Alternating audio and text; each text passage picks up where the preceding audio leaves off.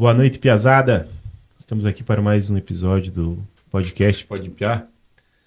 Hoje na presença do nosso amigo Marcelo Ribas Filho, ele que é doutorando em História pela Universidade Federal do Paraná, está aqui para nos trazer um pouco de conhecimento, um pouco de histórias que tem na nossa cidade aí, no nosso município, que a gente não conhece. E ele tem muito conhecimento dessa área aí e vai passar um pouquinho para nós. Mas antes disso, eu queria pedir para vocês que seguissem todas as nossas redes sociais, dessem lá o joinha no YouTube, no Facebook, no Instagram, todas as redes sociais, que a gente possa continuar levando esse trabalho para vocês. Esse aqui é um trabalho do projeto da Lei Paulo Gustavo, que é para levar cultura e entretenimento e história para a nossa cidade, para a nossa comunidade.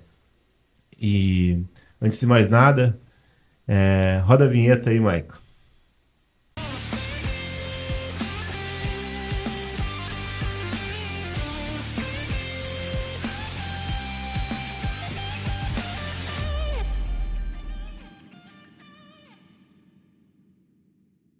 Boa noite, Marcelo. Tudo bem? É uma honra para nós ter você aqui. Conta um pouco de você para nós aí, da tua história. Então, boa noite, Rômulo. Boa noite, Renan. Boa Esqueceu de noite. apresentar teu irmão, cara. É mesmo. Então, cara, eu agradeço, assim, de antemão o convite porque para quem está na universidade, quem está no meio acadêmico, assim, está muito mais acostumado a se comunicar com quem está na universidade do que com o público geral, sabe? Então, é um espaço privilegiado, assim, de comunicação mesmo. E, como a gente estava falando antes, é muito comum um universitário não conseguir trazer Sim. uma linguagem acessível ou trazer o conhecimento que é produzido na universidade para o público geral, né? Tanto é que eu trouxe esses livros aí, dá para mostrar lá? Claro. Então, eu trouxe esses livros que são do meu grupo de pesquisa lá da Unicentro. E esses livros foram produzidos e têm acesso gratuito, só que é pouco divulgado, sabe? Ou é pouco acessado pelo público geral, assim, fica Sim. mais restrito ali à universidade e é isso. Então, acho que esse espaço, assim, é importante nesse sentido, sabe? Sim. Depois a gente vai divulgar bem esses livros aí, tirar umas fotos deles e postar. Então hoje eu tô aqui com meu irmão, meu querido Renan. Renan Fernandes Ferreira. Ele é graduado em Direito pela Universidade Estadual do Paraná, Ponta de Grossa. Ponta Grossa, Universidade O Estadual de Ponta EPG. Grossa, o EPG. E ele está aqui hoje como ele é graduado em Direito, o trabalho do Marcelo, ele fala muito sobre direito, sobre casos jurídicos, né, que aconteceram aqui no nosso município e em vários outros. E o Renan vai estar aqui que também é um entusiasta de história e de cultura, ele vai estar aqui para nos ajudar nessa entrevista. Tá debatendo e conversando sobre esse tema aí, que tanto interessa e pouca gente sabe, né? Então, para começar, Marcelo, gostaria que você falasse um pouco sobre sua linha de pesquisa, o que realmente você está pesquisando e como que surgiu essa oportunidade, quanto tempo faz que você está trabalhando com isso? Então, cara, eu faço parte de um grupo de pesquisa que é o Núcleo de Pesquisa em História da Violência, que é da Unicentro. É um grupo já formado, assim, desde 2016. E eu acho que esse livro aqui, o Histórias do Crime e da Criminalidade no Paraná, ele sintetiza bem o que é esse grupo, sabe? Porque é a primeira vez, assim, dentro da academia, da universidade, que historiadores têm meio que se unido em torno de um objeto comum que é o crime e a violência, sabe? Entendi.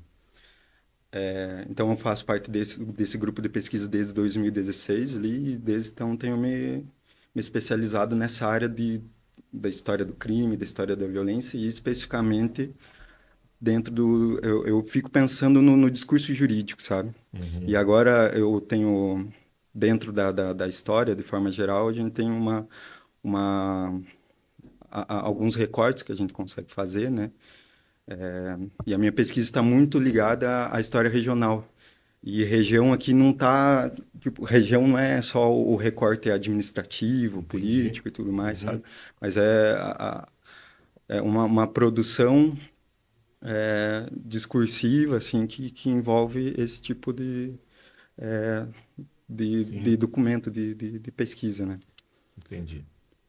E essa pesquisa ela é focada justamente nesses casos é, passados, assim, jurídicos, assim, que aconteceram, crimes. Ela é especificamente baseada nisso. Então, uma coisa que eu tenho defendido, assim, é que não tem como pensar o sistema judiciário, assim, generalizar como que funcionava o judiciário no Brasil, sabe? É um debate que a gente tem feito, assim. Por exemplo, não tem como falar que a justiça e seus mecanismos, sabe, seus dispositivos funcionam da mesma forma em São João do Triunfo, no interior do Paraná, do que no Rio de Janeiro, na época que era a capital do Brasil, ou em São Sim. Paulo, ou nos grandes centros, sabe? Então, eu pesquiso crimes que aconteceram no Triunfo, só que estão relacionados estritamente, sim, com a história do município, sabe? Porque vai afetar a forma com que a verdade jurídica vai ser produzida no fim das contas, sabe? Sim, ela tá. Então, ela vai influenciar a história do município. Então, quando você pega, digamos assim, um acontecimento assim, ó, aconteceu isso, a lei foi mudada lá tal, por quê? Porque, digamos, é um exemplo, né? Uhum. Porque teve um crime lá e tudo mais, que aconteceu tal coisa que foi culminar nessa acontecimento histórico que veio, né? No caso, né? Tá muito relacionado assim ao próprio funcionamento do judiciário. Por exemplo, aqui em Triunfo não tinham peritos profissionais, sabe? Sim. No início do século XX ali. Então, quem ocupava esse cargo de perito geralmente era nomeado pelos delegados. E esses delegados também não eram profissionais da área, ou não necessariamente, sabe? Normalmente eram Então, nomeados, né? Chamavam de nomeados. delegado calça curta, né? E eles tinham um poder de decisão, assim, gigantesco dentro do município, Tipo, se sabe? o criminoso fosse amigo deles, já poderia mudar a história, né? Mais Mais ou ou menos menos nesse nesse sentido, assim, sentido, sabe? né? Aham. Então, eles tinham um poder de decisão dentro do sistema de justiça, porque eles incorporavam essa instituição, sabe? Eles eram meio que a personificação ali do judiciário, e isso impacta totalmente, sim, na forma que o crime vai ser investigado, como que ele vai ser a verdade final que vai ser produzida, né, que vai resultar numa absolvição, numa condenação, enfim, é mais ou menos por aí. Então, a forma com que o município, sabe, a especificidade ali da história do município impacta assim no sistema judiciário e, consequentemente, na forma com que um crime era investigado e por aí Sim, vai, sabe? entendi. Renan, você quer falar alguma coisa? Quer fazer alguma pergunta?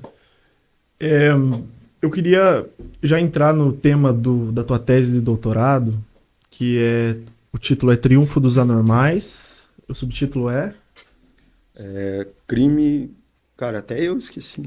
eu acho que eu tenho aqui,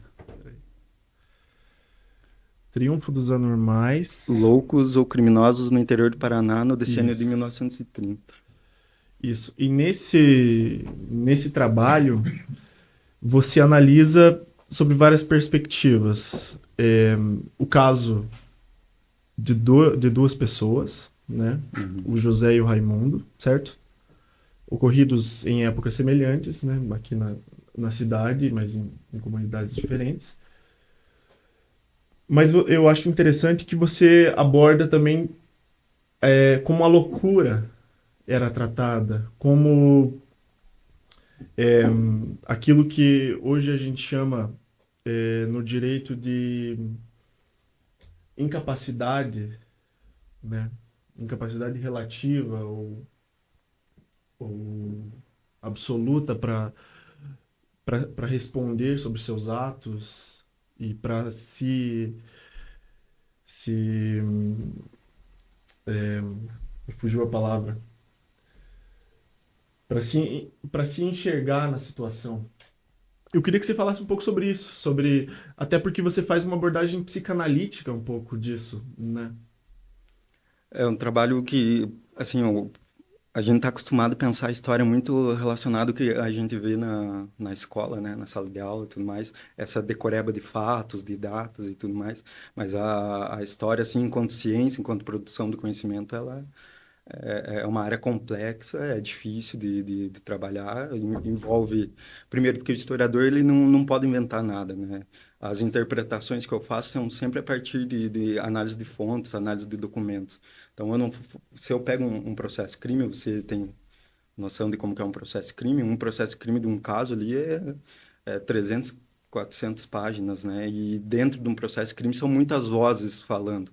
Tem a voz dos populares, né? Das pessoas comuns, que vão participar ali da oitiva das testemunhas. Tem as vozes de pessoas comuns travestidas da autoridade, é o caso do delegado. Na época tinha uma figura que era um inspetor do quarteirão, que era uma outra figura importante ali naquele momento, dos peritos não profissionais, sabe? Aí passava da alçada do inquérito e ia para uma alçada judicial em que tinha investigação por parte o embate, né, por parte dos promotores, dos advogados.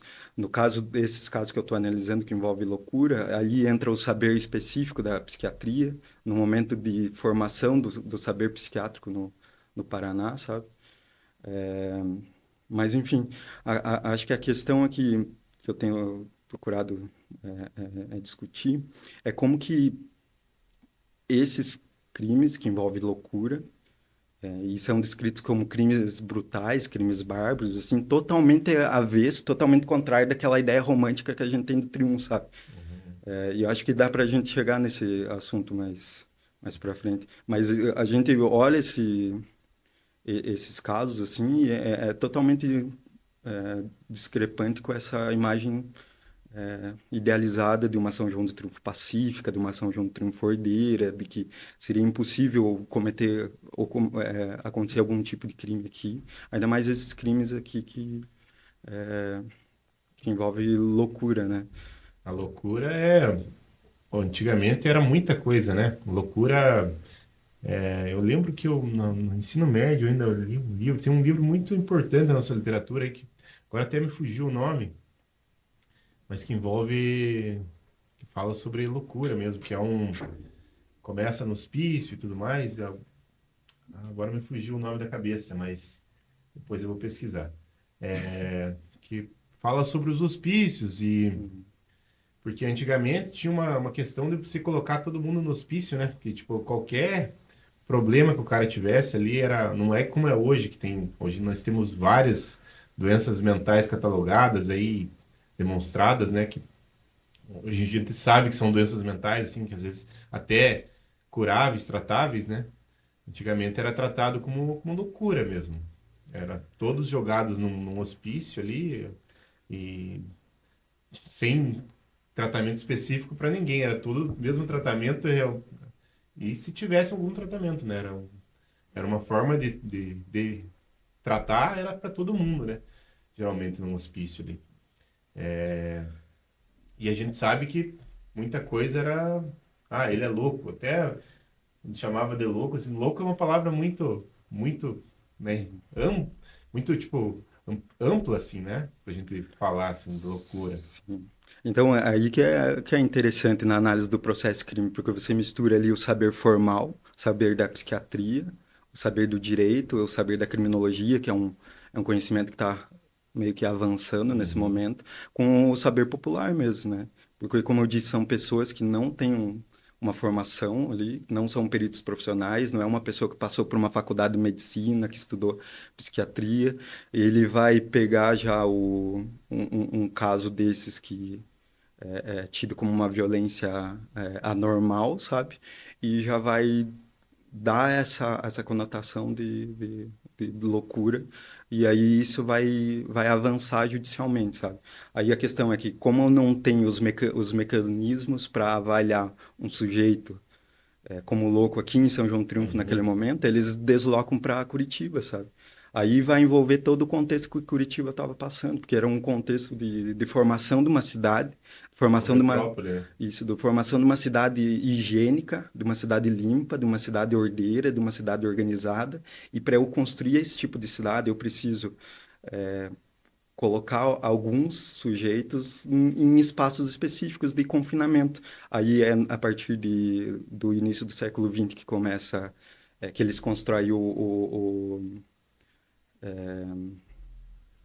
Hospital o psiquiátrico. hospital psiquiátrico, as casas de menores, os leprosários, é, a penitenciária de Curitiba. Se você for ver, é tudo do início do século XX, Entendi. sabe? Tudo Uma para forma de limpar a limpar, cidade. limpar a cidade, bem isso. E tem relação, assim, com o que eu tenho discutido, com a forma com que o Paraná foi construído discursivamente, sabe? Porque, de volta, eu acho que a história, enquanto ciência, ela vai por esse caminho. Não sei se já ouviram essa Sim. frase, assim, mas que é preciso fazer uma história a contrapelo, sabe? Uhum. Porque se você escova um animal, qualquer bicho que se for escovar, se você escova a favor do pelo, é tudo lisinho, tudo perfeito, não tem imperfeição, né? Agora, se você quer fazer uma história a contrapelo, né? Se Uhum. você escova ao lado contrário, né? Uhum. Você vê as ranhuras, você vê os defeitos, você vê as complexidades ali embaixo da primeira camada, sabe? Então, é meio por aí que eu tento associar essa história da loucura, essa história do crime em triunfo, com Sim. a história do município em si, sabe? E a história do município que vai se conectar com a história do Paraná como um todo. E como que você teve acesso a esses inquéritos, a esses processos criminais, lá da década de 30, por exemplo, que são esses que você trata na tua tese? E ao analisar eles, o que que te chamou mais atenção? Ou melhor, por que que você optou por trabalhar com esses casos criminais que têm a loucura, assim, por pano de fundo? Uhum. Então, como eu disse, começou em 2016 ali o interesse comum assim do meu grupo de pesquisa por processo crime, sabe? Então, dessa primeira leva de pesquisa foi originado esse livro aqui, que é o Vidas em Processo, só com uma análise de casos de processos de Malé. Aí, à medida que foram aumentando o número de pesquisas assim a partir dos documentos de Malé, veio o interesse do Centro de Documentação lá da Unicentro em conseguir mais documentos de outros municípios aqui da nossa região, sabe? Aí eles fizeram um convênio com o Museu da Justiça de Curitiba, e nesse convênio levou os processos do Triunfo, que estavam arquivados aqui no fórum, agora estão lá na Unicentro, todo mundo pode acessar, todo mundo pode pesquisar, é arquivo público, é para ser pesquisado, para ser debatido, para ser divulgado, sabe? Então, tem documento de todas as regiões lá. E especificamente a minha pesquisa agora do doutorado começou meio sem querer, assim, cara. Porque eu estava pesquisando jornais que envolviam notícias do triunfo, sabe? Uhum. Aí nesses jornais apareciam não só notícias assim sobre figuras políticas e tudo mais, mas já apareciam alguns crimes que sendo divulgados por jornais lá de Curitiba. Isso na década de 20, de 30, de 40. E pense num momento em que os jornais não tinham imagens para mostrar e nem nada do tipo. Então, qual que é a forma de chamar a atenção do público? A partir da narrativa, sabe? Aí, dois desses casos, assim, já chamaram a atenção, que foi, o primeiro caso, o do Raimundo ali, ele... E provavelmente um monte de gente que eu conversei com pessoas mais velhas daqui Uhum. conhecem ou já ouviram falar desse sujeito, que na época ele era chamado de Marafigo, né? E durante 10, 15 anos tiveram notícias sobre crimes que ele praticava aqui no interior do Paraná, sabe? E a forma de narrar esses crimes que é o mais E ele interessante, era assim. daqui? Daqui. A família dele é daqui, daí ele foi preso, o primeiro assassinato com 17 anos, que ele matou uma mulher, foi preso, foi mandado para uma casa de detenção a princípio, e depois ele saiu da penitenciária anos mais tarde, e a primeira coisa que ele fez foi assaltar a igreja aqui do Triunfo. A igreja? Aham. Aí tem a notícia sobre esse crime, assim. Mas a forma de narrar o crime por parte dos jornais de Curitiba que era interessante, sabe? É aquela ideia que eu falei, totalmente contrastante com a ideia, com a noção de uma São João do Triunfo pacífica ou de um interior ordeiro, sabe? Falavam de crimes bárbaros que acontecem no interior, de um lugar incivilizado, sabe? É, de até pela característica do crime mesmo, sabe? Eram crimes cometidos a golpes de foice.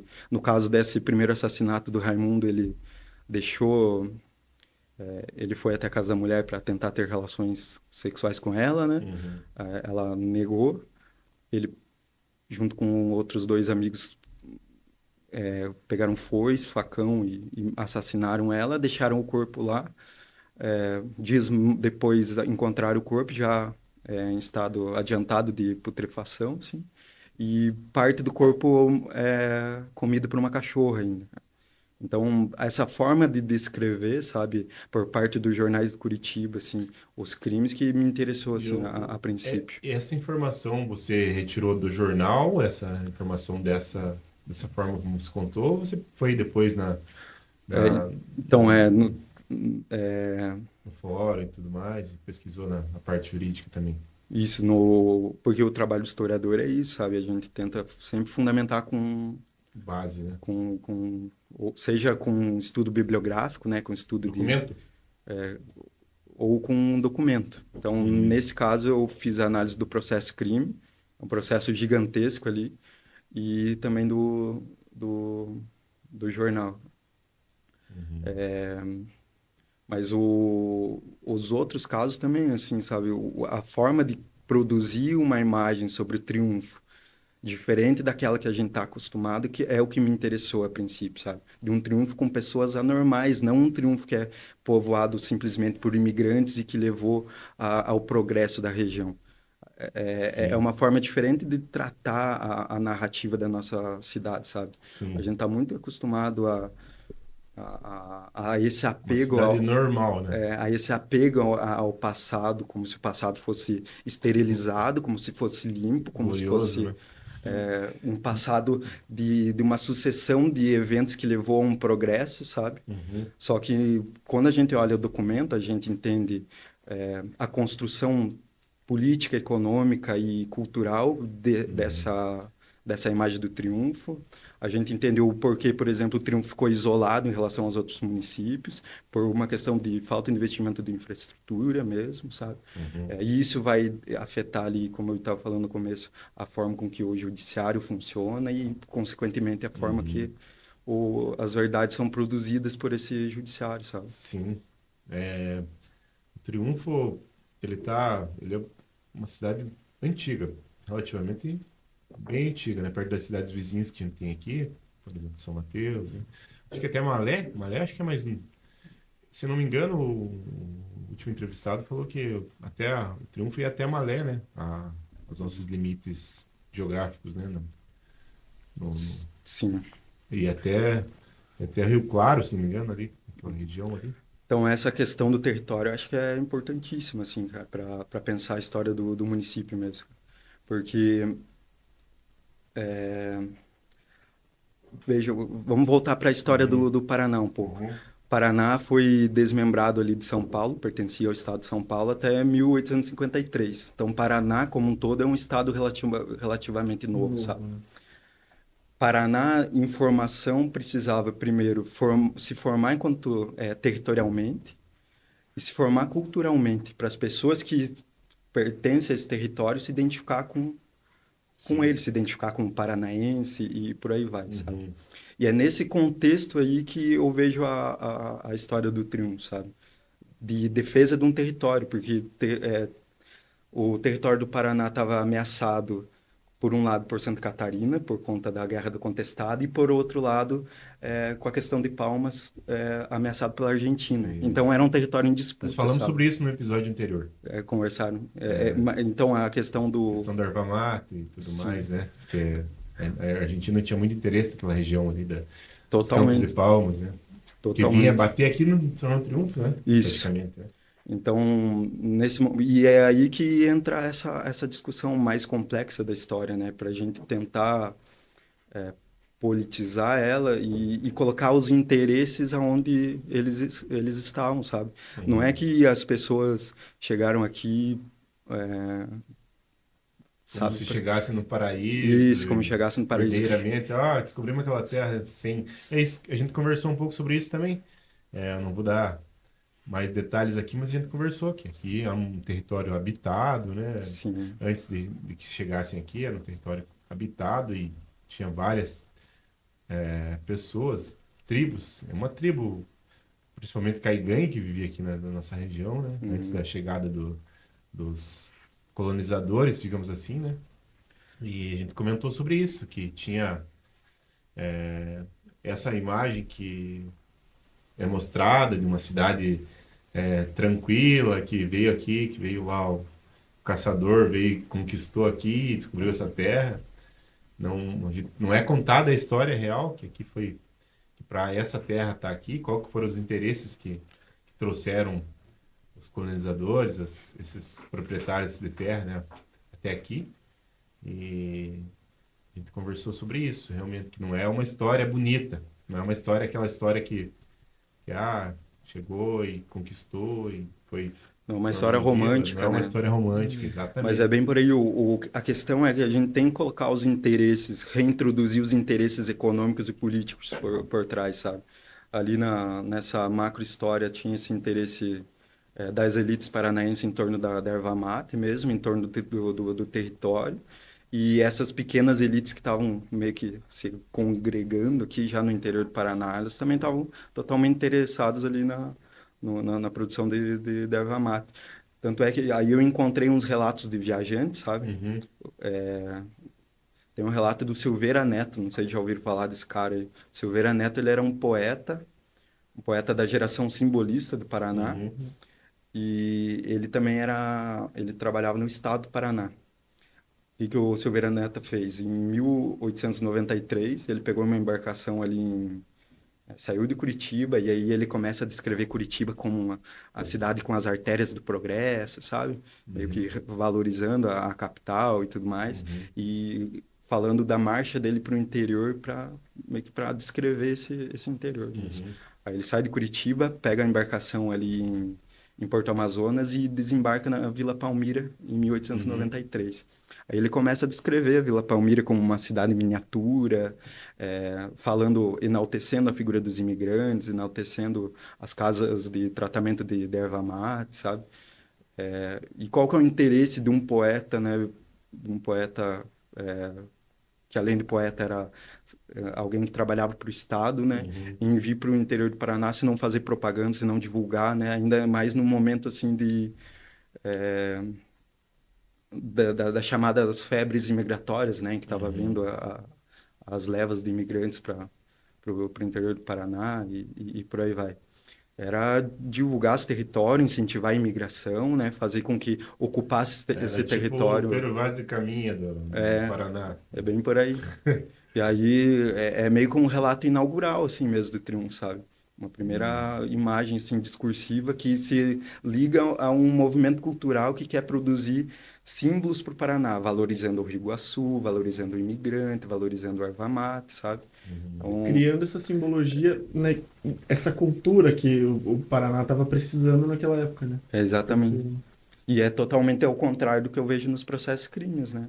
Se eu vou para os processos crimes, eu não estou preocupado só com o crime que aconteceu, só com a verdade jurídica que é produzida, mas eu vejo relações do cotidiano mesmo, sabe?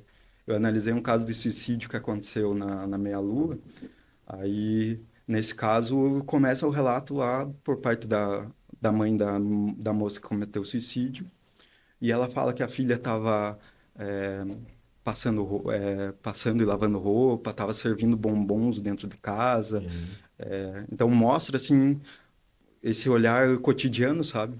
É totalmente diferente dessa história geral, onde a gente dá nome só para algumas pessoas, sabe? Só para o caçador, para o capitão, para o primeiro prefeito. É uma história Exatamente. política e que não coloca as Os pessoas com... anônimos da história, né? É bem isso, não coloca as pessoas comuns nela, né? Exatamente. Não existe, como na história, normalmente contada, assim, que popular, né? Não existe, não existe, tipo, os populares, assim, geralmente, as pessoas de uma classe menos favorecida, digamos assim, elas quase que não participam da história.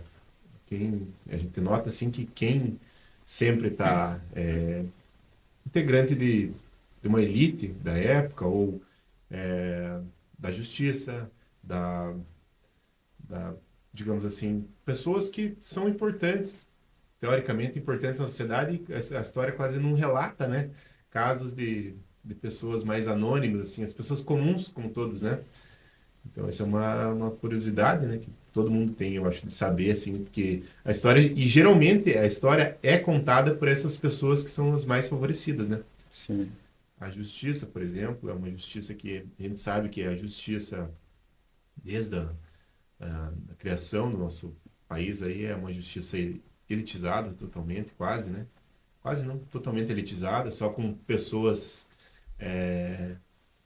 que já estão ali, grande parte das vezes elas são indicadas por uma elite, e elas, até hoje, a gente ainda vê esse processo aí, hoje muito menos, claro, mas um processo que a gente sabe que a justiça, ela caminha junto com o poder político e o poder econômico. E é uma coisa, uma constatação que não tem como a gente correr disso, né? Você, com certeza, nesse estudo teu, você conseguiu ver isso lá no seu princípio, né? Muitos anos atrás, assim, como se formava como que a justiça, ela funcionava, porque muitos desses casos que você analisou aí, provavelmente, eles foram analisados por pessoas elitizadas, né? Brancas, que já tinham uma condição, e não por uma pessoa comum ali da vivência desses que foram acusados, né? Uhum. Então, isso reflete totalmente, assim, no funcionamento do judiciário no triunfo, sabe? Na especificidade, na diferença do judiciário no triunfo.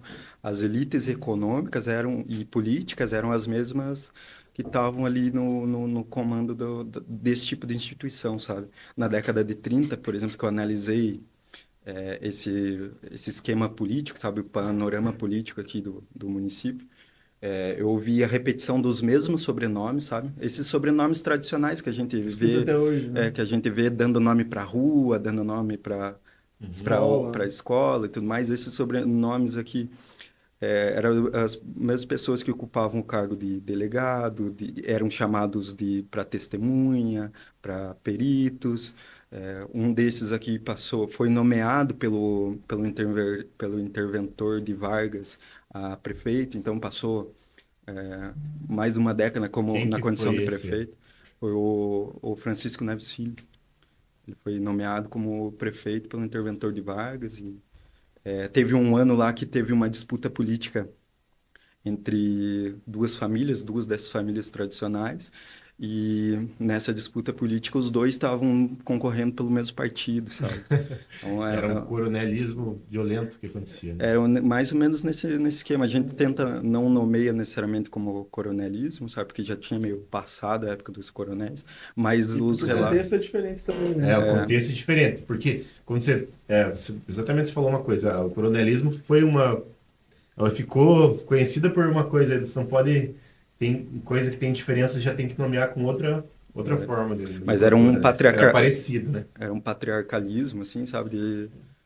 Como eu disse, eles incorporavam essas instituições e isso vai afetar totalmente na forma com que um crime é dito, é visto, sabe? E é investigado como um todo, assim. E também tantos crimes que podem ter sido ocultados, né? Ocultados, Ah, com com certeza. Porque certeza. como a justiça trabalhava para essa elite econômica e política, Uhum.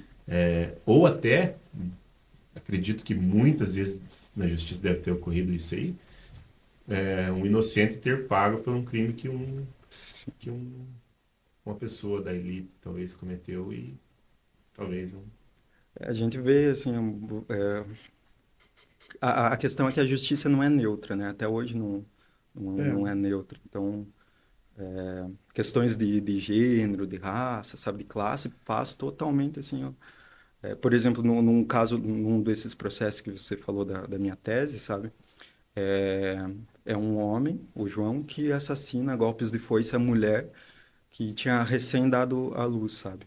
Só que já havia, meses antes, uma tentativa de homicídio por parte do João, sabe. Só que o sistema judiciário não fez nada, porque um homem batendo uma mulher era entendido como uma violência correcional, sabe? Era tipo uma ferramenta social. Sim. Corrijo a minha mulher batendo nela e não preciso entrar a justiça não precisa resolver nada nesse sentido. Aí o limite da situação foi o assassinato, né? A gente tem reflexos disso até hoje, na verdade, né? Dessas situações onde o poder... E uma coisa que a gente precisa estabelecer aqui é a diferença entre justiça e judiciário, né? O poder judiciário. Porque a justiça ela é um ideal, né? Que o processo procura cumprir, procura atingir, né? Na verdade, que o processo penal, principalmente, busca obter. Mas isso de você não ter o acesso da justiça, do judiciário a crimes, isso acontece até hoje. Tanto que, por exemplo, a lei de violência doméstica é recentíssima nesse sentido. Sim. E ainda tem falhas para o cumprimento dela. Uma coisa que eu acho interessante de comentar, e gostaria que você falasse um pouco sobre, é também em relação ao momento histórico que Curitiba estava vivendo, né? Você disse que era essa formação da metrópole. Você dá o exemplo também do ônibus, né? Que o primeiro ônibus estava andando por Curitiba, algo assim, né? É uma inspiração total, assim, em metrópole francesa, sabe? Curitiba queria se equiparar com Paris, com Londres, sabe? Não queria se equiparar com São Paulo, Rio de Janeiro. Sim. Então, os jornais o tempo todo divulgando, assim, chegou um ônibus equiparável a Paris, a Cidade Luz, sabe? E esse é um ranço que a gente percebe até hoje, né? Em Curitiba, em específico. Mas essa formação de Curitiba como uma metrópole, com esse início das instituições políticas de correção, e, paralelamente, esse desenvolvimento primário da sociedade triunfense, que era espaçado, cada um na sua comunidade, né? Nesses casos em específico que você trata, né? No interior, naquela ideia primitiva, né? De como era a década de 30 nas localidades aqui do município. E também, algo que é importante ressaltar é como era o sistema penal e processual penal na época, né? Porque até a década de 40, o Código Penal vigente era o Código Republicano de 1890. Aí, e sem falar que o código que nós utilizamos hoje ainda é o de 1941, produzido no Estado Novo, pelo Francisco Campos, né? Que era o ministro do Getúlio Vargas. Assim, como que você percebe porque essa aplicação do direito naquela época é diferente da aplicação dele hoje. Hoje o sistema processual ele tem diferenças significativas na condução do processo. Mas algo que é interessante é que como a sociedade triunfense, comandada por esses sobrenomes que você mesmo citou, por essas pessoas assim da elite, eles meio que faziam isso à sua maneira, né? Por estar distante justamente da metrópole, por estar distante da institucionalização do direito. Sim. Cara, é pergunta complexa, porque vai de Curitiba a Não, Triunfa, a relação com o direito, né? Mas, primeiro, em relação a Curitiba, está totalmente relacionado à construção de um ideário de um Paraná branco, de um Paraná diferente, de uma revalorização da figura do imigrante, porque nem sempre o imigrante foi valorizado. O imigrante já foi associado com o crime, depois eles têm uma revalorização para tentar, inclusive, desconectar a ideia de um Paraná com o passado escravista, né? É como se no Paraná não tivesse tido escravidão ou qualquer coisa do tipo. E é o estado do sul que mais tem pessoas negras, né? Sim, e é o reflexo até hoje, né? De segregação e outras questões raciais e tudo. Mas Curitiba, que não é minha especialidade, ela estava querendo se formar enquanto metrópole, a partir também de alguns símbolos econômicos, políticos e culturais, especialmente, né? E nos jornais, assim, quando eu vejo relatos por parte dos jornais de Curitiba sobre o interior, tem essa construção meio que oposta, sabe, da capital ao interior. E aí que eu vejo na construção do discurso, assim, como que esse interior não... Ele possui também uma dualidade na formação sobre ele, sabe? Por um lado, o triunfo é idealizado num primeiro momento, sabe? Idealizado justamente por conta desses símbolos do Rio Iguaçu, das colônias de imigrante, colônias que não era só a Vila Palmira, né? Porque, como foi conversado, Malé pertencia ao território Triunfo, São Mateus pertencia ao território Triunfo, então se confunde a história do sudeste do Paraná ou do sul do Paraná com a história do Triunfo nesse momento ali. Mas especificamente sobre o direito, né, sobre o sistema judiciário, acho que é bem nesse sentido que você falou mesmo, sabe? Veja, a lei penal é anterior no nosso país à lei civil, né? Sim. 1890 tem o novo Código Penal e o Código Civil é de 1916. Então, primeiro eu preciso determinar os crimes, as contravenções e quem são esses contraventores, né? Eu preciso colocar rosto, corpo para esses contraventores. Como eu disse, organizar a cidade a partir de um espaço adequado para cada tipo de contraventor, mendigo, prostituta, vadios, Vadiagem é crime, né? todo tipo de casos nesse sentido, assim. Ao mesmo tempo, e esse código o Código Penal já nasceu como atrasado, sabe? Porque, por exemplo, tinha um código, não sei se já ouviram falar do crime de defloramento, era um Não. crime antigo no Código Penal. Era assim, se era basicamente era crime um homem tirar a virgindade de uma mulher e não casar com ela, entende? Então, isso por quê? Porque eles queriam É reflexo da religião, né? da religião, da moralidade, sabe? Porque eles queriam valorizar um tipo específico de comportamento feminino, que era da mulher que preservava, resguardava a própria virgindade física, né?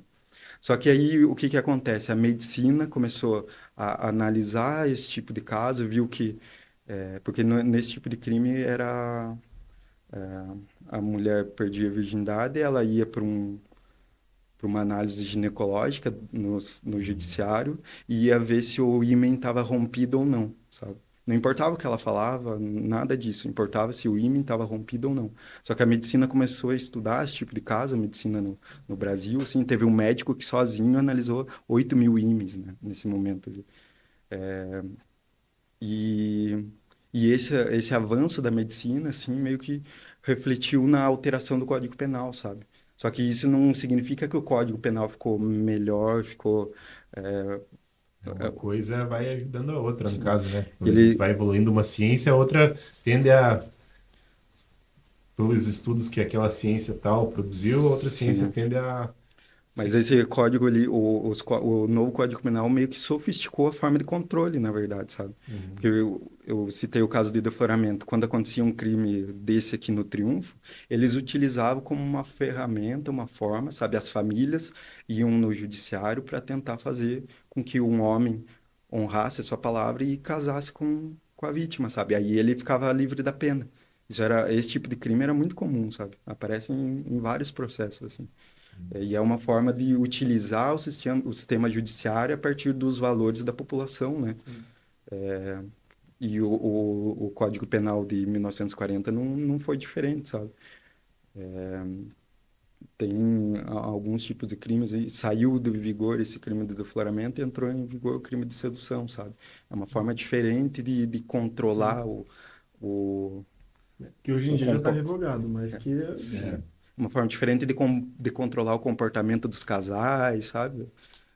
O sistema judiciário está totalmente relacionado assim, com essa ideia de construir não só um Paraná, não só uma São João do Triunfo, mas um Brasil ordeiro, né? Um Brasil organizado, moralmente, é, s- moralmente higienizado, sabe? Uhum.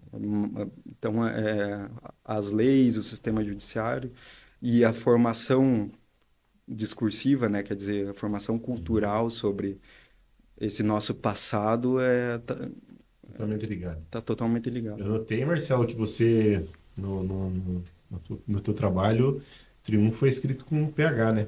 PH. E era escrito assim mesmo. Uhum.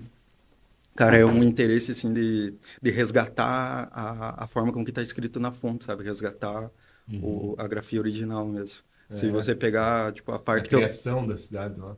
se pegar a parte que eu tô transcrevendo as fontes, sabe? Que Uhum. eu escrevo como o escrivão estava escrevendo na época, sabe? Com erro de Entendi. português, com a Um forma com que português a mais grafia arcaico, né? Mais... é diferente, né? E a ideia, assim, é depois de que eu terminar minha pesquisa, né? No ano que vem, Uhum.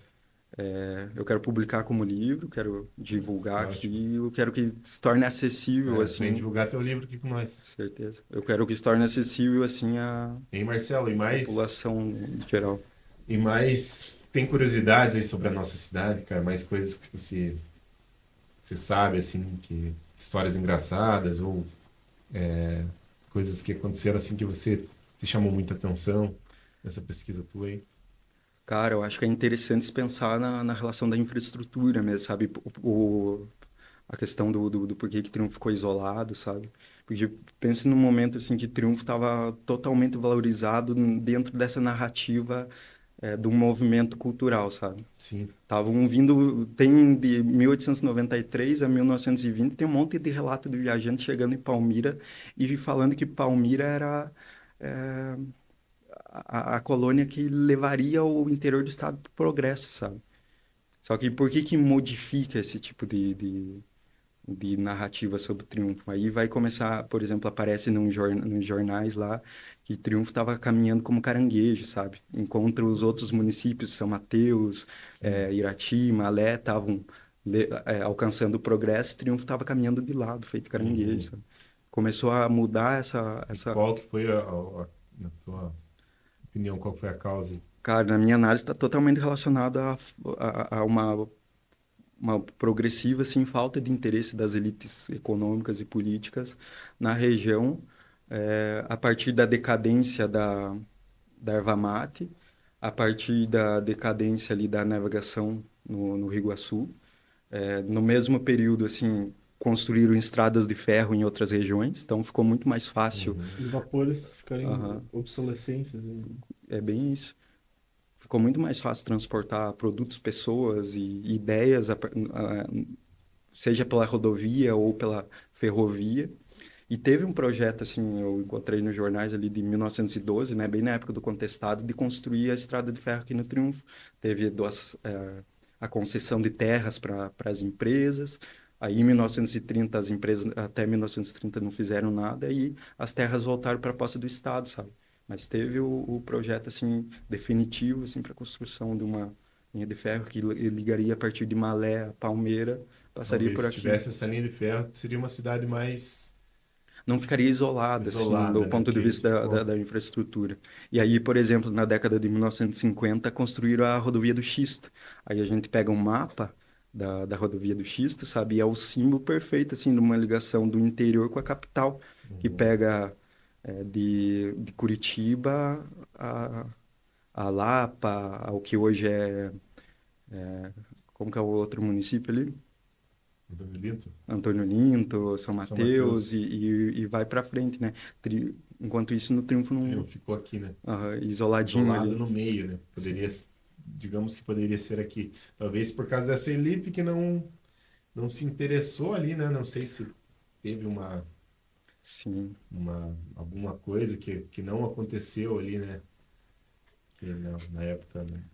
Foi No, possível. no, no momento, assim, de desmembramento, porque, como você falou que discutiram no Uhum. programa anterior, né? Malé, São Mateus, Triunfo, a divisa do Triunfo ia até a Serra da Esperança, né? Até ali o distrito de Rio Claro, né? Que pega a ponta da Serra da Esperança. Todos esses municípios pertenciam a Triunfo. Aí se a gente pega a discussão que estava havendo na Câmara dos Deputados naquele momento sobre o desmembramento, sabe? Porque o pedido de desmembramento dessas colônias era antigo, sabe? A colônia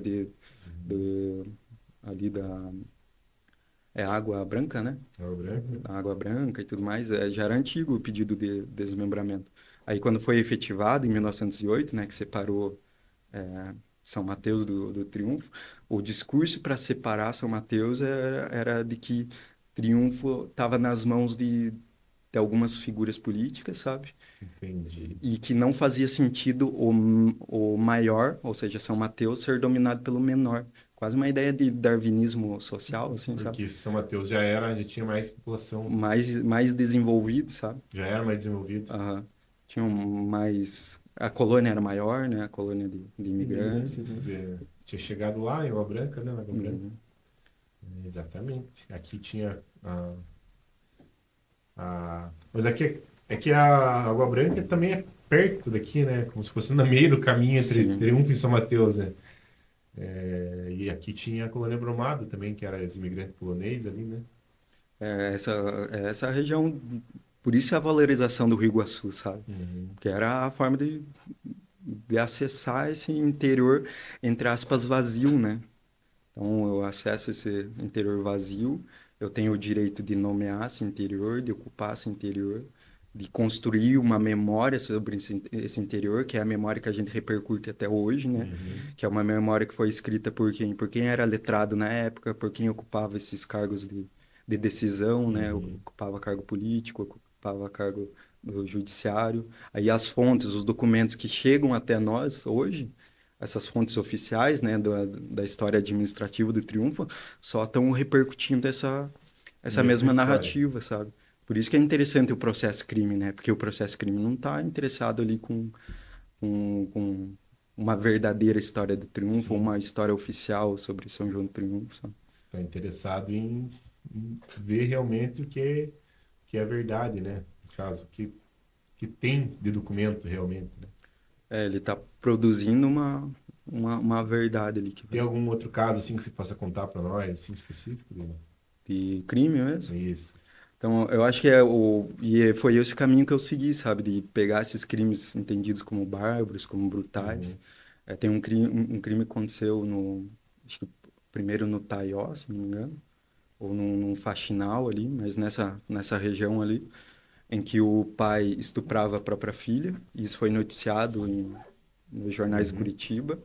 E também tem o processo crime, de 1949, caso. O pai estuprava a própria filha, desses Uhum. estupros nasceram crianças e ele matava as crianças com a própria mão e enterrava no quintal de casa, sabe?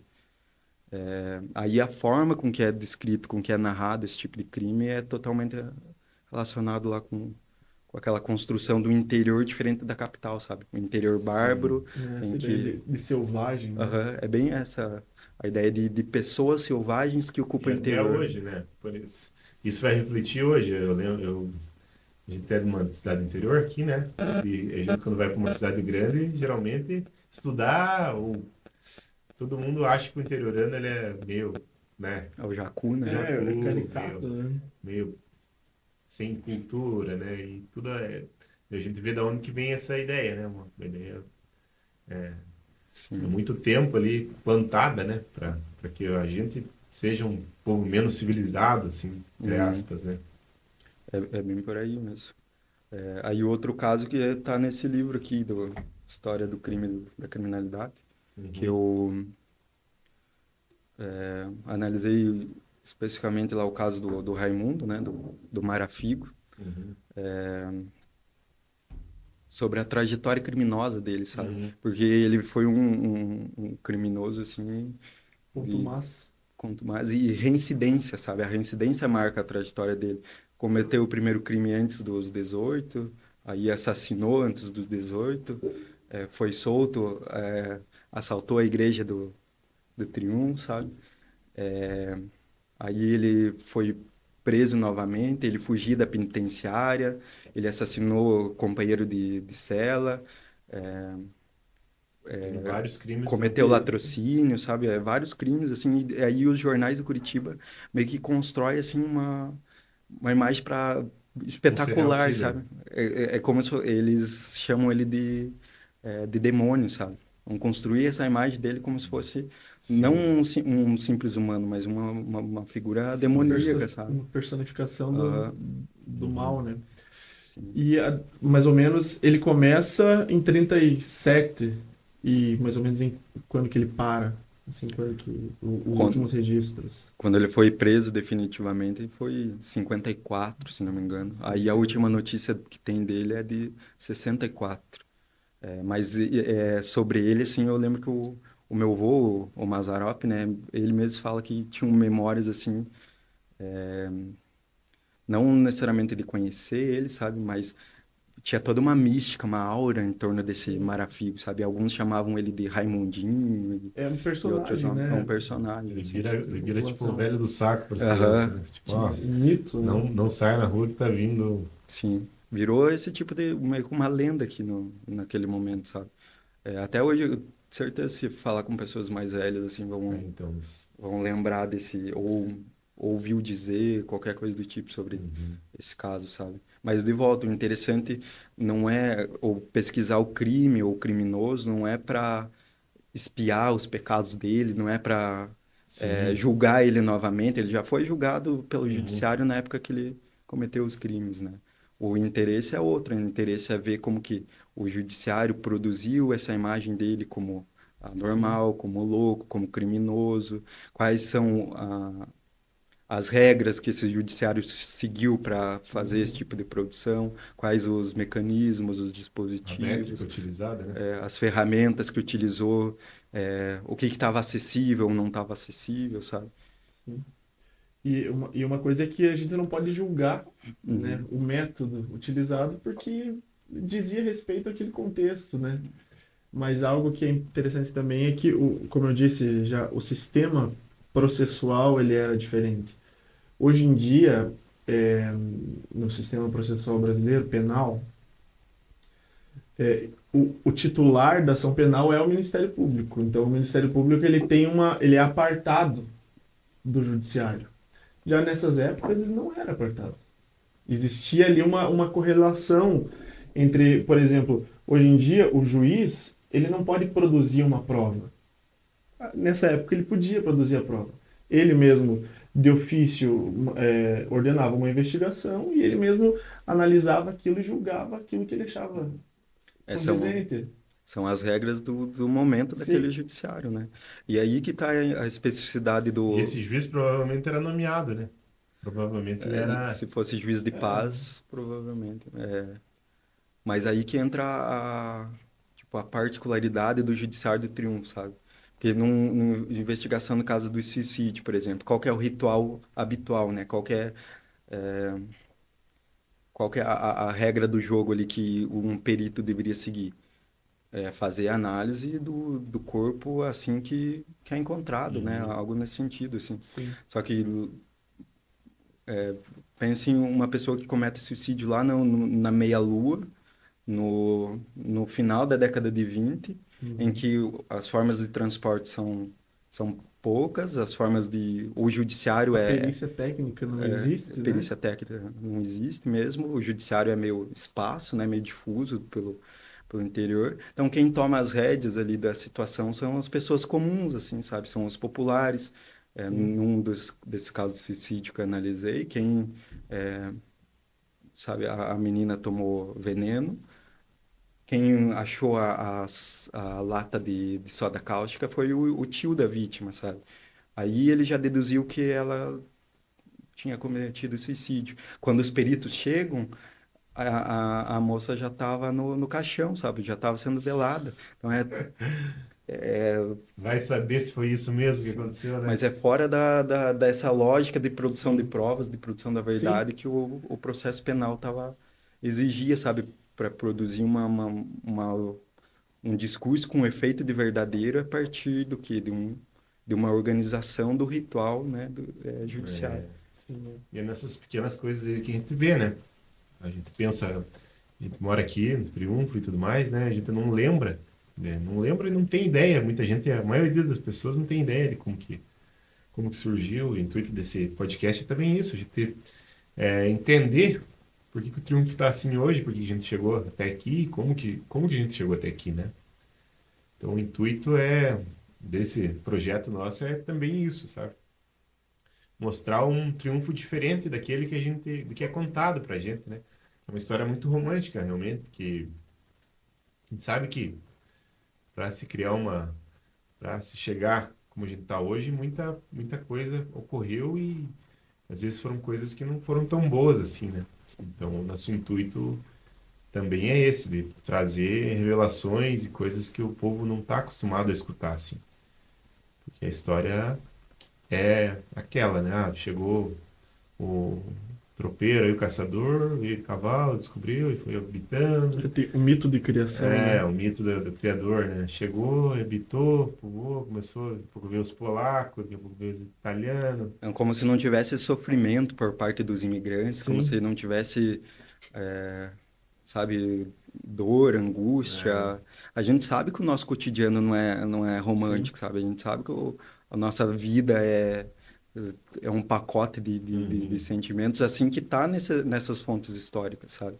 As fontes históricas não registram só os eventos políticos, os grandes acontecimentos, mas registra emoções, sentimentos, Sim. coisas cotidianas, pequenas, sabe? Que tradicionalmente não é colocada nessa narrativa e que não chega na nossa memória sobre a nossa cidade, sabe? Na nossa construção da memória.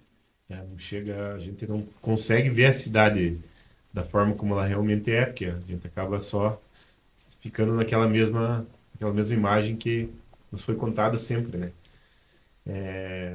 E mais algum caso, assim, que você tenha para contar, assim?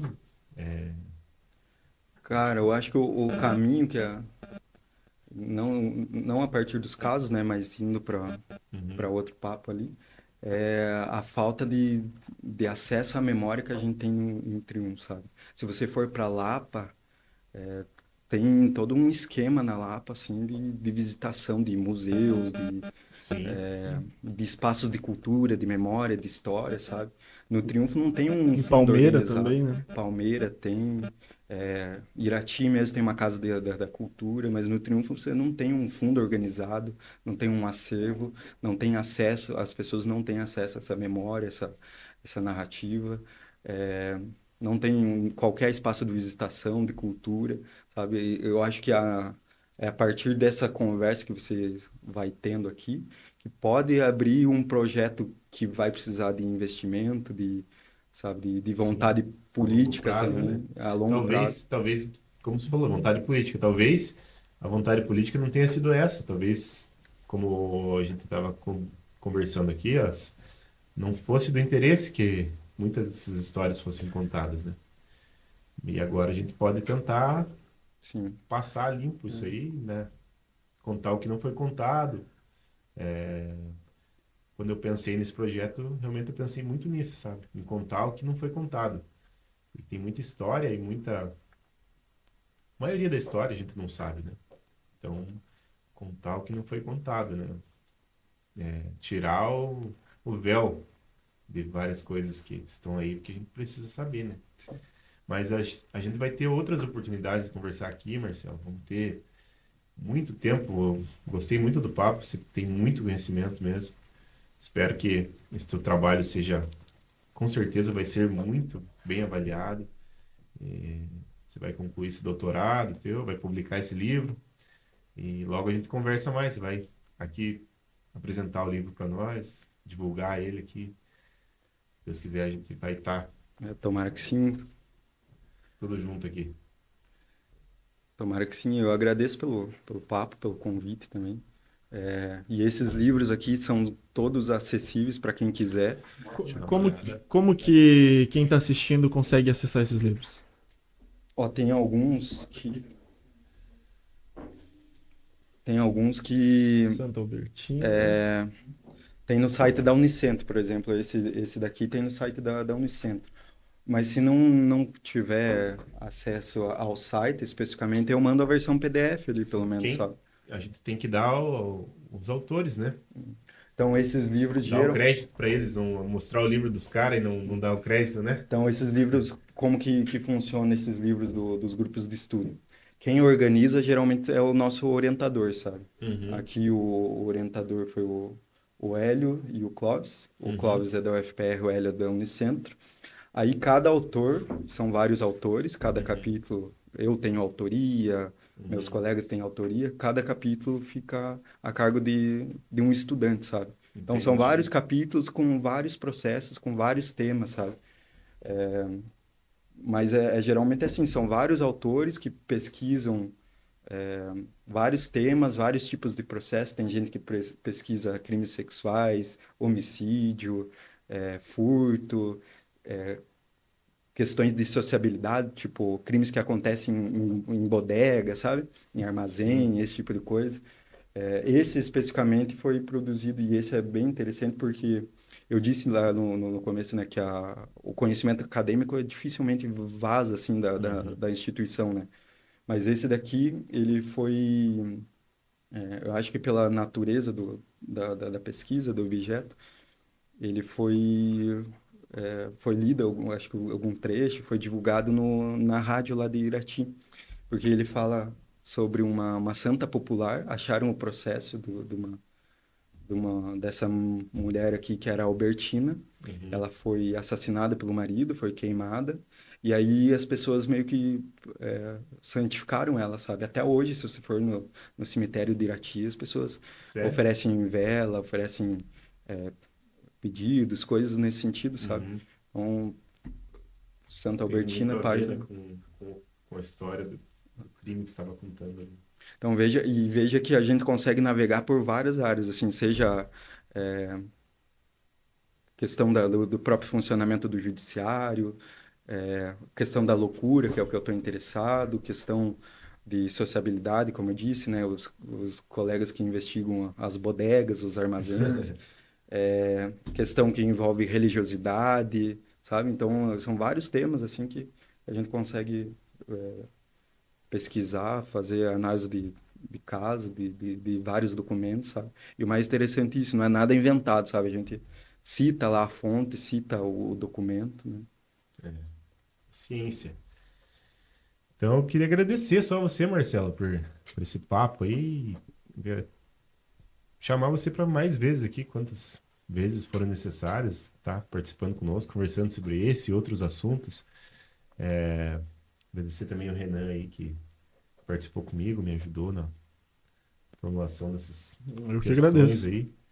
E agradecer vocês que estão nos assistindo e dando essa força para o nosso projeto, que a gente possa estar levando um pouco de conhecimento, de cultura e entretenimento para a população, que a gente possa ser útil no sistema de todas as pessoas aí.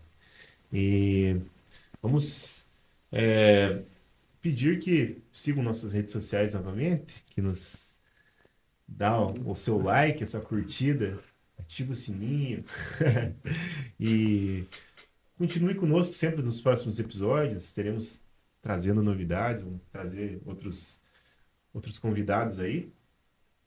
Agradecemos mais uma vez a presença de todos, nosso amigo Marcelo. E esse foi mais um episódio do nosso Pode Piar, nosso podcast semanal.